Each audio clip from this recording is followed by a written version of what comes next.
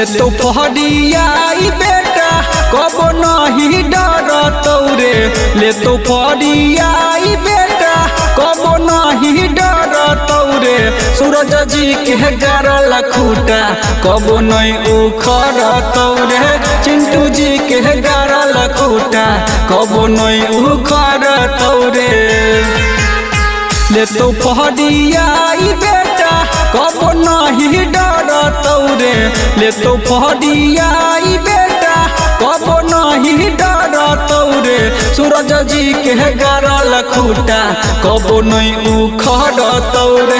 चिंटू जी के गारल खूटा कबो नहीं उखड़तौ रे।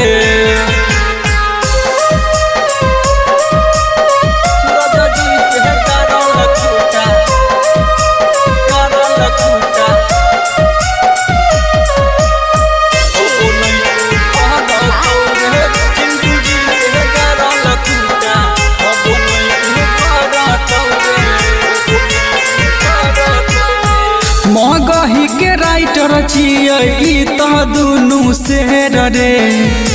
बड़ी लगन में गाना बजते एकर फेर रे।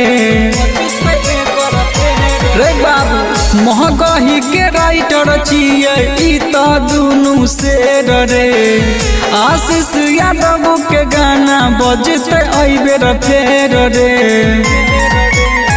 दुनू भाई मिल के हरदम मेहनत करतौ रे।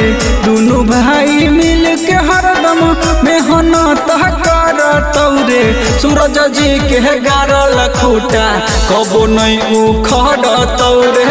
चिंटू जी के गारल खूटा कबो नहीं उखड़तौ रे।